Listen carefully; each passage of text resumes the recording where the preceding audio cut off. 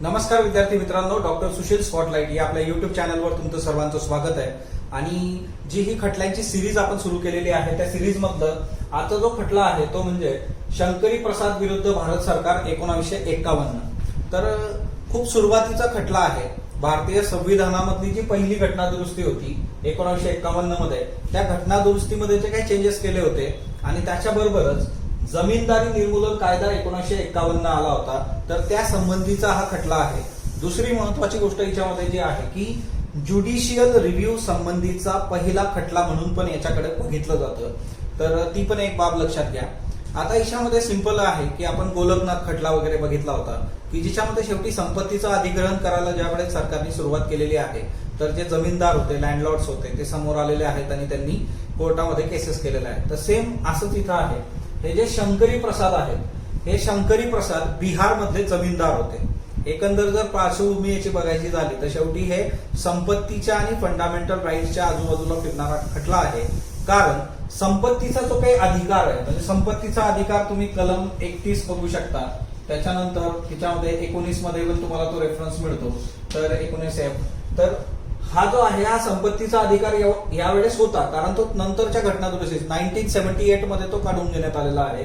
आपण 1951 मध्ये आहोत आणि त्यावेळेस कलम 31-19 अंतर्गत संपत्तीचा अधिकार होता। आणि शंकरी प्रसाद हे जे होते ते बिहारचे जमीनदार होते आणि सरकार त्यावेळेस जमीनदारी निर्मूलन कायदा 1951 घेऊन आली होती। हा जो जमीनदारी निर्मूलन कायदा होता याच्यानुसार काय होतं की भारतामध्ये बरेचसे जे जमीनदार त्यावेळेस होते त्यांच्याकडे खूप जमिनी होत्या आणि त्याच्यामुळे त्या जमिनी की ते मिनिमम जमीन स्वतःकडे ठेवतील, बाकीची डिस्ट्रीब्यूट होणार होती टेनंट्स मध्ये किंवा बाकीच्या लोकांकडे जमिनी नाहीये, कसेल त्याची जमीन आणि त्या सगळ्या गोष्टी।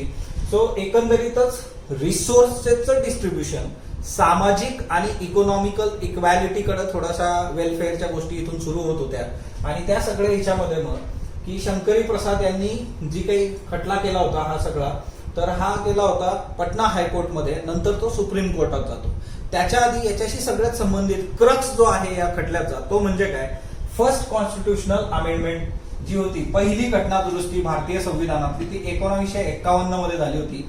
तिच्या 3 महत्वाच्या बाबी आहेत। 3 महत्वाच्या बाबी कुठल्या की फॅक्ट्स बेसिसवर जर बघायचं झालं तर कलम 31A हे नव्याने ऍड झालं, कलम 31B ऍड झालं आणि 9व परिशिष्ट जे आहे ते नव्याने ऍड झालं। म्हणजे तुम्ही जर परीक्षा बघितल्या तर एमसीक्यू मध्ये सिंपली असे पण प्रश्न आहे की 9व परिशिष्ट कुठल्या घटना दुरुस्तीने ऍड झालेलं आहे। तर 9व परिशिष्ट जे होतं ते पहिल्या घटना दुरुस्ती 1951 मुळे ऍड झालं। आणि या 9व्या परिशिष्टाचं वैशिष्ट्य आपण ऑलरेडी आधीच्या खटल्यांमध्ये बघितलं आहे। जर तुम्ही एखादा कायदा या 9व्या परिशिष्टात टाकला तर त्याच्यासाठी ज्युडिशियल रिव्ह्यू होणार नाही, म्हणजे न्यायालय त्याची समीक्षा करू शकत नाही। म्हणजे न्यायालयाच्या अधिकार कक्षेच्या बाहेर जर तुम्हाला एखादा कायदा टाकायचा असेल तर तो 9व्या परिशिष्टात टाकायचा। असं का, तर याच्यासाठीचं सगळ्यात महत्वाचं कारण होतं कलम 13। कलम 13 मध्ये काय होतं की कलम 13 नुसार तिच्यामध्ये लॉ नावाची गोष्ट तुम्हाला सांगितलेली आहे। या लॉ मध्ये काय म्हटलेलं आहे की जर एखादी गोष्ट ती तुमच्या फंडामेंटल राईटचं हनन करत असेल, संविधानिक नाहीये, तर त्या केसमध्ये तो जो कायदा असेल तो रद्दबातल ठरवण्यात येईल, असं कलम 13 मध्ये म्हटलेलं आहे। आणि ज्यावेळेस तुम्ही घटना दुरुस्ती करता तर ऑब्व्हियसली त्याच्यामध्ये दुसरं कलम जे आहे आपलं कलम 368, हे कलम पण तिच्यात इन्व्हॉल्व होतं की कलम 368 अंतर्गत तुम्ही जी घटना दुरुस्ती करताय किंवा अमेंडमेंट करताय ती कायद्याच्या कक्षेत येते किंवा नाही, किंवा कायदा आणि अमेंडमेंट ह्या 2 वेगळ्या गोष्टी आहेत का एकच गोष्ट आहे, हे या केसमध्ये मेन मुद्दा हा होता। पण ठीक आहे, हे 2 कलम लक्षात ठेवा। 9व परिशिष्ट तुम्हाला सांगितलं कलम 31A। कलम 31A मध्ये काय होतं की सरकार कुणाचीही जमीन अधिग्रहण करू शकते। सरकार जर वाटलं तर एखाद्या व्यक्तीची जमीन आपल्याला घ्यायची आहे तर सरकार घेऊ शकतं, असं कलम 31A म्हणजे लँड रिफॉर्म संबंधीचे हे सगळे कलम आहेत। 31B नुसार काय होतं की जर एखादा कायदा तुम्ही 9व्या परिशिष्टात टाकला, 9व्या शेड्यूल मध्ये टाकला, तर त्याच्यावर सरकार काही बोलू शकणार, न्यायालयीन प्रक्रिया होणार नाही, न्यायालय त्याची समीक्षा करणार नाही। तर हे 9वं परिशिष्ट आणलं आणि त्याच्याशी रिलेटेड हे कलम 31B आणि जमीन अधिग्रहणाचं कलम 31A आलं। त्याच्यानुसार शंकरी प्रसाद यांची जमीन जात होती। आता शंकरी प्रसाद यांच्याकडे खूप मोठी जमीन होती आणि ती ज्यावेळेस सगळी जाणार आहे तो ऑब्व्हियसली त्यांनी लगेच कोर्टाचा रस्ता पकडला आणि त्यांनी पटनाच्या हायकोर्टमध्ये, पटनाचं जे उच्च न्यायालय होतं त्या न्यायालयामध्ये केस फाईल केली। ज्यावेळेस या सगळ्या गोष्टी पटनाच्या उच्च न्यायालयामध्ये ठेवण्यात आला त्यावेळेस पटनाचं जे उच्च न्यायालय होतं त्याने शंकरी प्रसाद यांच्या बाजूने निकाल दिला. आता तो निकाल काय होता की त्यांनी सांगितलं की इथं शंकरी प्रसाद यांच्या फंडामेंटल राईटचं हनन होत आहे. कलम 31, 19 अंतरचा संपत्तीचा अधिकार यांचं हनन होतं आहे आणि जी अमेंडमेंट करण्यात आलेली आहे तर घटना दुरुस्ती जी काही होती पहिली घटना दुरुस्ती ती जी कॉन्स्टिट्युशनल अमेंडमेंट ऍक्ट जो होता फर्स्ट तर ते जे आहे तर ते 13 कलमचं जे आहे ते हनन करतं आहे. कारण याच्यामुळे फंडामेंटल राईट्सला धक्का पोहोचतोय, संपत्तीचा अधिकार त्यावेळेस होता. आता याच्यामध्ये पटना हायकोर्टाने रिलीफ दिला शंकरी प्रसाद यांना आणि यांच्यासारख्या कितीतरी जमीनदारांना त्यांनी रिलीफ दिलेला आहे. ओके. आणि त्यातल्या त्यात अलाहाबाद आणि नागपूरचं हायकोर्ट तर हे खूप महत्वाचं याच्यामध्ये. अलाहाबाद आणि नागपूर हायकोर्टाने त्यावेळेस याच्या अपोजिट निर्णय दिला होता आणि न्यायालयाने म्हटलं होतं की हे जे काही सरकार करत आहे ते योग्य करत आहे. इथं कुणाच्याही फंडामेंटल राईटचा प्रश्न येत नाही है ना, हे सोशल वेलफेअरसाठी आहे आणि ही जी अमेंडमेंट आहे ती 13चं हनन करत नाही. म्हणजे काय झालं की हायकोर्टचे जे निर्णय आहेत तेच वेगवेगळे यायला सुरुवात झाली आणि तिच्यातच भांडण सुरू झालं.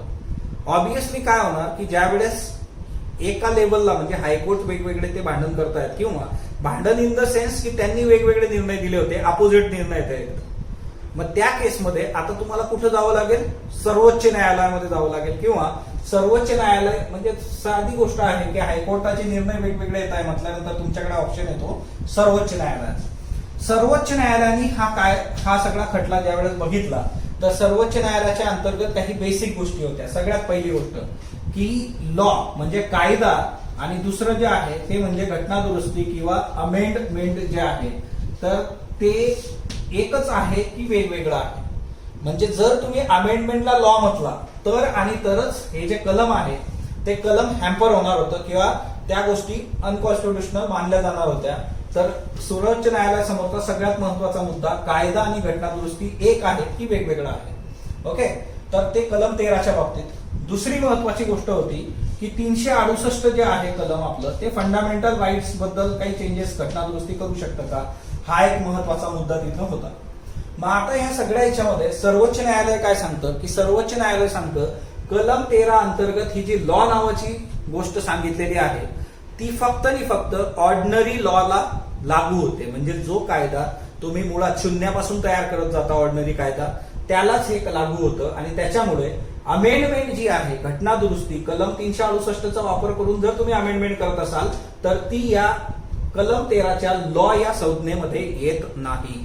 सो सर्वोच्च न्यायालयाने अलाहाबाद हायकोर्ट, नागपूर हायकोर्ट यांच्याच बाजूनी तो निर्णय ठेवला. पटना हायकोर्टाने जो रिलीफ दिलेला होता जमीनदारांना त्याच्या अगेन्स्ट तो निर्णय होता की सरकार जे काही करतंय ते बरोबर आहे. याच्याच बरोबर सुप्रीम कोर्टाकडे दोन दुसरे महत्वाचे इश्यू होते की कलम 31 जे आहे आणि 31 हे दोन्ही जे कलम आहेत तर हे कलम व्हॅलिड आहेत का, तर हो, कोर्टाने सांगितलं की हे दोन्ही कलम पण व्हॅलिड आहे. म्हणजे सरकार जमीन अधिग्रहण करू शकते किंवा एखाद्या कायद्याला 9व्या शेड्यूल मध्ये सुद्धा टाकू शकते. सो हे दोन्ही जे कलम होते ते सुद्धा सुप्रीम कोर्टाने व्हॅलिड ठरवले. तर एकंदरच ही जर केस तुम्ही बघितली तर ह्या केसमध्ये हा सिनारिओ आहे आणि ही केस फार महत्वाची आहे भारताच्या बाबतीमध्ये.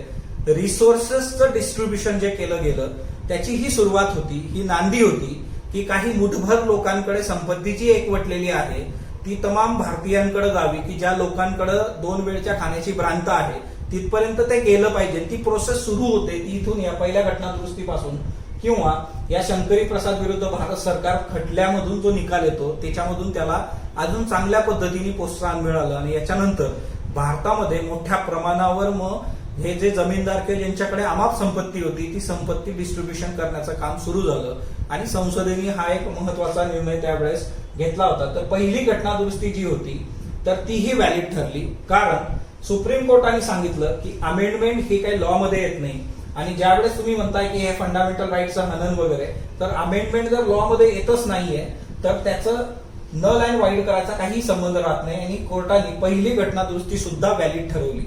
म्हणजे याच्यामध्ये एक गोष्ट एकदम क्लिअर आहे की नंतरच्या काळात मग गोष्टी बदललेल्या आहेत. म्हणजे नंतरच्या याच्यात कोर्टाने स्वतःचे जे काही हे होते निर्णय ते परत बदलले होते परंतु नंतर बेसिक स्ट्रक्चरची पण गोष्ट येते. पण ह्या सिनारिओ मध्ये गोष्ट एवढीच होती की 13 मधला लॉ आणि अमेंडमेंट हे वेगवेगळं आहे. नंतरच्या काळात त्या गोष्टी बदलल्या.